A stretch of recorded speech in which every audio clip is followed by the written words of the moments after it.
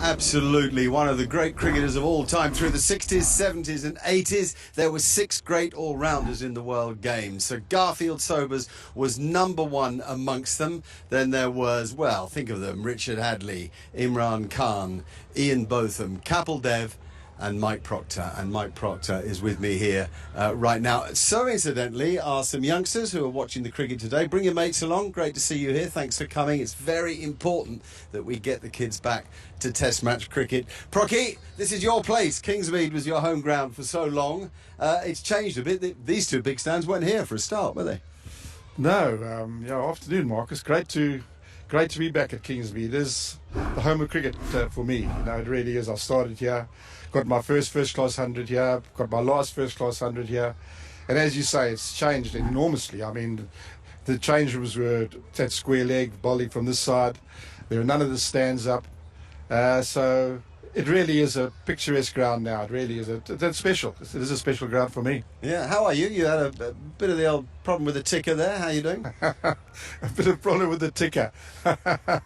Yeah, I had a double bypass. About 6 weeks ago now, but it's coming along nicely. I also had the valve replaced on my aorta. And they said I was going to originally be in hospital in the ICU for 4 or 5 days, and I ended up spending 10 there, which is not great. But I had some great people looking after me and recovering really well. So the old body has got a new engine. Well, it's a bit like Clive Lloyd said to me. I saw Sir Clive in London about four years ago, before all this lockdowns and all that, and I said, Hubert, Lloyd, you going down? Are you sure you're okay? He said, Procky, I'm still above ground, eh? We'll buy into being above ground, Proc. Okay, so the most fascinating thing, people don't easily forget what a fabulous batsman you were. And here's one for you. How about this for a stat, kids? Mike Procter got 6 consecutive first-class hundreds. 6 innings, consecutive first-class hundreds. There's only 2 other men in the history of the game have ever done that, but he was best known for his fast bowling. They said you bowled off the wrong foot. We'll show it in a second, but just talk about your own action and how it developed. Yeah, it's peculiar. I started off at junior school, and I was a bit of a wicket keeper. I bowled a bit of seam, bowled a bit of off spin, and my bowling, I thought was orthodox, it had a very fast arm action. And people over the years have said to me, you bowled off the wrong foot, and it's not. It's just how you visually see it. What I do is my right arm comes over very quick, but my left foot comes down just prior to me releasing the ball. And off the wrong foot is bowling with your right foot coming down. Normally when someone bowls, as your left foot comes down, you then release the ball. But I have such a quick arm action that as my left foot's coming down, my arm is sort of twirling around. And the peculiar thing was, it's amazing, especially when I was sort of bowling at my quickest, is the quicker I ran in and the further I ran, the faster I bowled. I had to get the momentum going because I only used my arm. I didn't use my body. And you sort of threw your body at the batsman in a way, yeah. We'll have a look. So, unfortunately, we don't have any of the footage of 1969-70 when South Africa beat the Australians here, simply because of a download issue on the old grainy footage, and it just wouldn't be high enough quality. What we have managed to get, though, is Mike Procter's staggering performance against Hampshire in a Benson and Hedges Cup semi-final in 1977. Have a look at this, because amongst the batsmen are another great Natal hero, Barry Richards, one of the greatest players of all time, and Gordon Greenwich, the West Indian opener, also one of the greatest heroes of all time. But neither of them were good enough for Procky that day.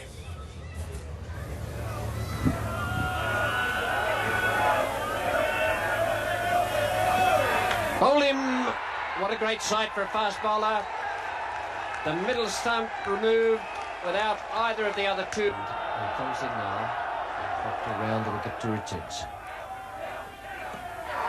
He's given him out. LBW, Tom Spencer has given him out. And look at the joy on the faces of those Gloucestershire players. They've got through the 2 openers. First Greenwich, and now long run, and still coming around the wicket. Oh, and that must be close. Yes, that one looked very, very good, and Procter has done it again. As Procter takes 3 wickets in 4 balls. And what a roar from the crowd. Oh, bowled him! He's done it! The hat-trick to Procter. 4 in 5 balls. What a performance. Never going to get the bat down onto that, and the crowd again has gone mad. 18 for 4 in a sensational day here at Southampton. Procter has gone wicket, single, wicket, wicket, wicket, a hat-trick, 4 wickets in 5 deliveries. How about that? Now, what's interesting about that is that the very next ball, a fella called Nigel Cowley came in to bat and was more out LBW than any of those, but old Tommy Spencer was umpiring. He just didn't dare get the finger up again. It was too much for his ticker, and so Nigel avoided it. The guy due in was a fella called Andy Murtagh, but he was stuck in the toilet, so he missed on his moment in history. And I was running the scoreboard. Really? There you go. Yeah, I was a youngster just on trial at Hampshire, and we used to run the scoreboard in those days. But Procky, that you were by no means at your quickest then, but you came round the wicket because of the amount of swing, I suppose. Yeah, it was peculiar because we were in a solid position at lunch. It was a flat wicket. It was a good summer that year, 77. A good wicket at Southampton. As you know, fast outfield, hadn't rained for a long time. And we were sort of 100 for 1 at lunch, looking at, I suppose, a par score would have been 230, 240. And suddenly we collapso, and we were bowled out for about a 180, 190. And we were in trouble. I mean, especially, the batting lineup they had. And I bowled over the wicket. And you would think normally over the wicket, the ball would swing, and as opposed to around the wicket because of the angle.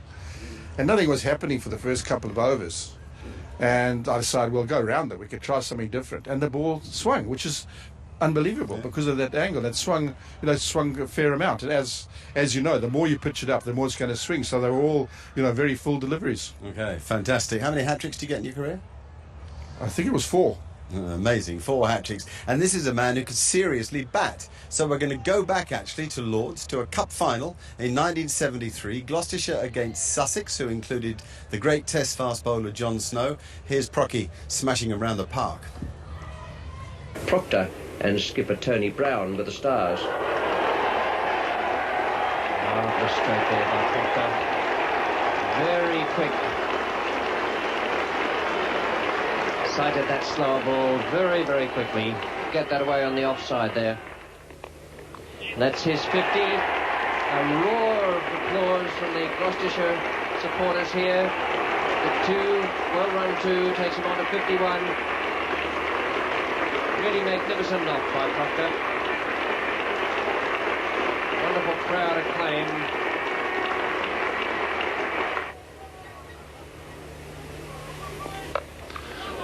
Beautiful shot, put away square. Procter so much time to play anything which was only fractionally short of a length. It wasn't short by any means. But the hallmark of a class player, a man with so much time to play the ball.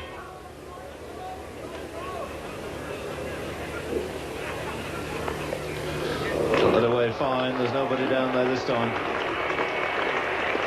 Scooting away for 4 more.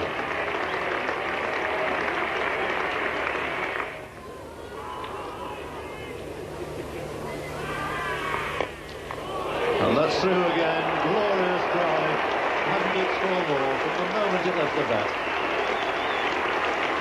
Really a wonderful exhibition this by Mike Procter, now moving on to 78 out of 137. Take strike now to Buss. Morley's under it, it's a good catch, a beautiful catch by Jerry Morley, deep fine leg.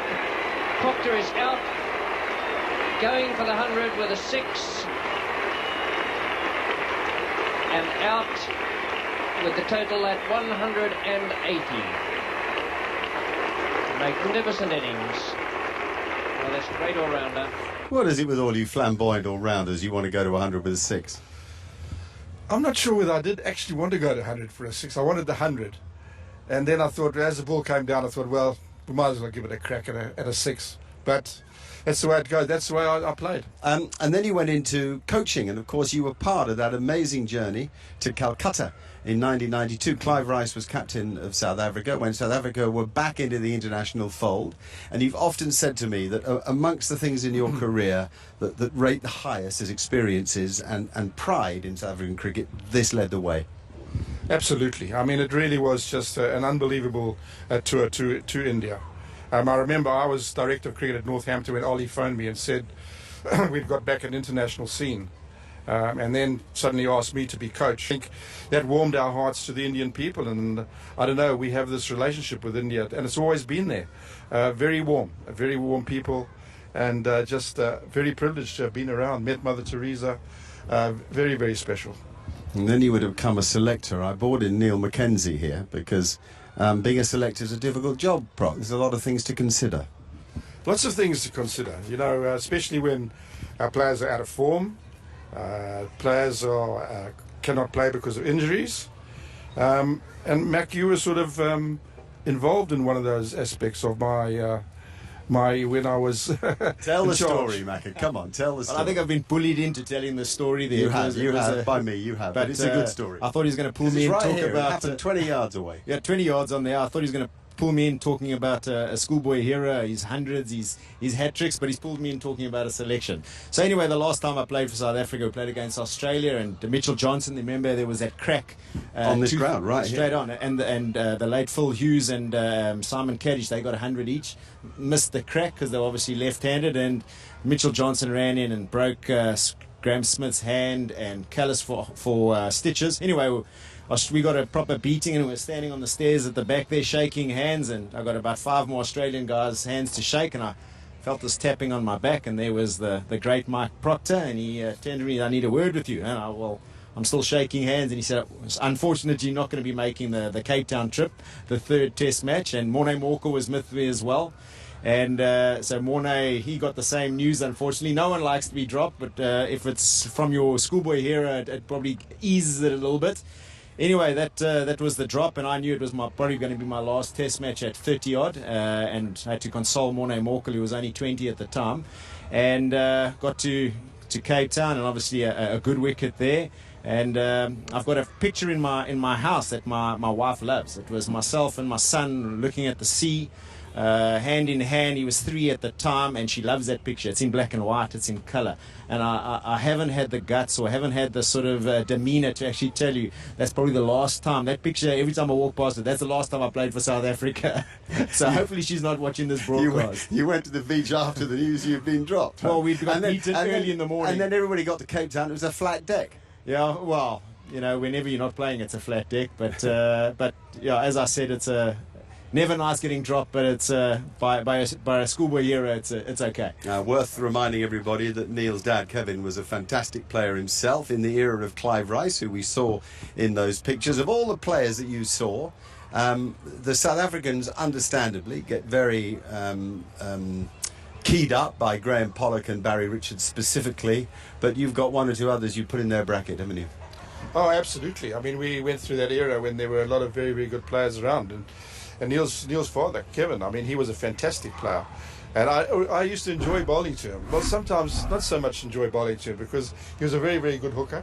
So you tested him a bit? So we tested him a bit.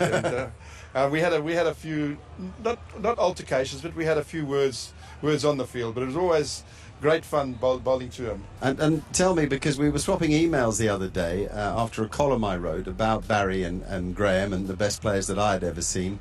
But you picked 2 right alongside them.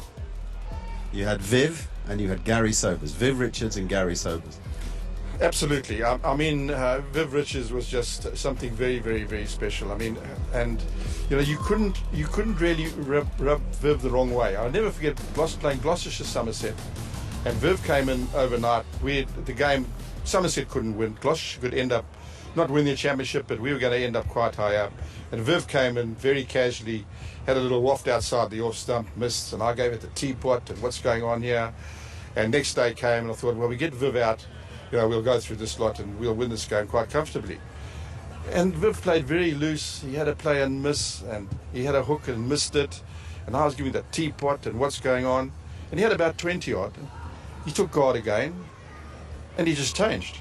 He just blocked the good balls and hit the bad balls before. 200 not out, and we didn't win the game. So don't rub him the wrong way. Never rub up a good player the wrong way. And Gary had amazing play. Gary was just unbelievable. I was so fortunate to be in the rest of the world side 1970, and Sobey was captain, and he was just something very, very, very special. I mean, the first test match was at Lord's, and Gary got 180, I think it was, in no time, literally 3 hours. He got 6 or 7 wickets, took a couple of blinders, and then sort of casually said to the guys as we were all leaving, "Okay, guys, cheers. We'll see you at Chad Bridge next week." You know, so just another day, in another day's work. Procky, it's been great to see you. I've got to read out these stats because they're astonishing. Mike played for Natal, obviously, for Western Province, for Odisha, where he made the 6 consecutive first-class hundreds, by the way, for Gloucestershire, which you've seen on that footage.